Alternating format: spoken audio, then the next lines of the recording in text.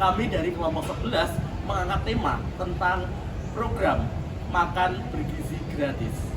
Perkenalkan, nama saya Adi Matifani dengan NIM terakhir 005 kelas 2022. Perkenalkan, saya Tatiana Dia Putri dengan NIM 09. Perkenalkan, saya Maisis Manda dengan NIM 019. Perkenalkan, nama saya Salsabila Devira dengan NIM 021. Masalah gizi di Indonesia masih menjadi tantangannya serius, terutama pada anak-anak. Salah satu hal yang paling sering terjadi adalah yaitu stunting. Stunting yaitu gangguan pertumbuhan akibat kekurangan gizi sejak dalam kandungan hingga usia dini. Sebagai respon dari permasalahan tersebut, pemerintah membuat program kebijakan yaitu program Makan Bergizi Gratis atau MBG. Program ini menjadi salah satu program unggulan dari Presiden Prabowo dan Gibran. Program ini bertujuan untuk mengatasi kekurangan gizi, menurunkan stunting, dan meningkatkan kualitas sumber daya manusia. Tantangan program MBG diantaranya adalah anggaran yang besar, yang kedua distribusi dan pemerataan, yang ketiga kualitas keberlanjutan, dan yang keempat adalah dampak bagi pendidikan. Ya, ada 5 tujuan MBG. Yang pertama, meningkatkan gizi masyarakat. Yang kedua, mendukung tumbuh kembang anak. Yang ketiga, mendorong prestasi pendidikan. Dan yang keempat, mendukung program kesehatan nasional. Adapun manfaat dari MBG, yang pertama bagi anak-anak. Manfaat MBG bagi anak-anak yaitu untuk mendapatkan energi yang cukup untuk belajar dan juga bermain.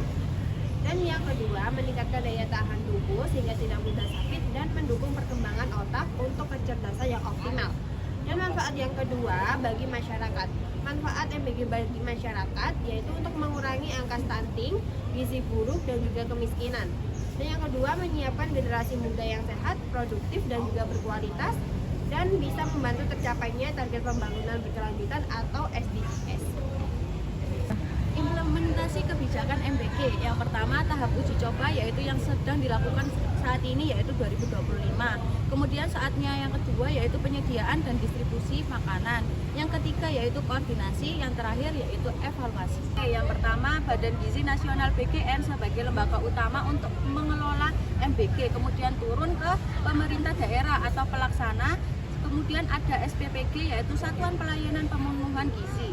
Kemudian pemerintah menurunkan untuk UMKM lokal seperti petani, nelayan, peternak, kemudian pedagang pasar untuk memasok bahan makanan. Terus yang kedua yaitu ada dapur komunitas yang mengelola bahan makanan tersebut yang dari nelayan, petani itu tadi sebagai makanan untuk diterima oleh penerima manfaat MBG yang berjumlah 82,9 juta yang meliputi anak PAUD, SMA, balita, ibu hamil, dan menyusui. Sumber ini berasal dari setnek.go.id melalui media keuangan Kemenku. Dampak yang diharapkan adalah yang pertama adalah penurunan stunting. Apa yang dimaksud dengan penurunan stunting itu? Penurunan stunting adalah kondisi tubuh yang sehat yang akan membuat anak lebih siap untuk mengikuti proses pendidikan tanpa hambatan akibat gizi buruk. Dampak yang kedua adalah meningkatkan konsentrasi belajar, membantu siswa-siswi lebih fokus di kelas, aktif bertanya, dan lebih mudah dalam memahami materi. Yang terakhir adalah penguatan kualitas SDM, menjadi investasi jangka panjang untuk meningkatkan kualitas sumber daya manusia dan daya saing bangsa. Output dari program MBG adalah yang pertama, MBG menciptakan usaha yang sehat, adil, dan meningkatkan kepercayaan publik untuk mendukung pertumbuhan ekonomi berkelanjutan, dan hal tersebut sesuai dengan SDGs 8. Yang kedua, program ini membantu para siswa yang memiliki latar belakang kurang mampu agar memiliki gizi yang cukup. Yang ketiga, program ini mendorong UMKM di bidang catering untuk bisa berkembang, dan yang terakhir melindungi para penerima program ini yaitu para siswa atau siswi melalui mekanisme yang transparan. Adapun hal yang kurang relevan dari adanya program ini adalah yang pertama, resiko finansial tinggi. Bila banyak peserta mengajukan klaim, penyelenggara bisa mengalami kerugian yang besar.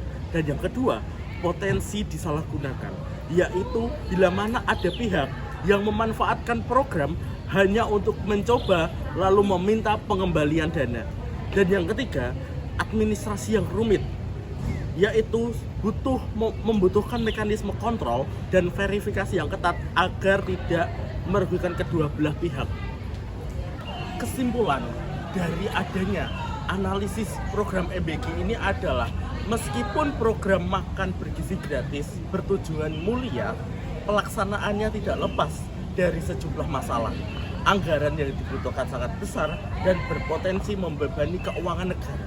Selain itu, distribusi makanan ke seluruh daerah sulit dilakukan secara merata, terutama di wilayah 3T yang memiliki keterbatasan infrastruktur, resiko penyalahgunaan anggaran, salah sasaran penerima, hingga rendahnya kualitas makanan juga menjadi tantangan yang besar. Bahkan terdapat kasus keracunan pada sebagian peserta didik akibat pengawasan yang lemah terhadap standar kebersihan dan mutu makanan.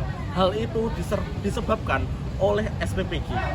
Hal ini menunjukkan bahwa program ini dapat menimbulkan banyak dampak negatif apabila tidak dijalankan dengan ketat dan hati-hati.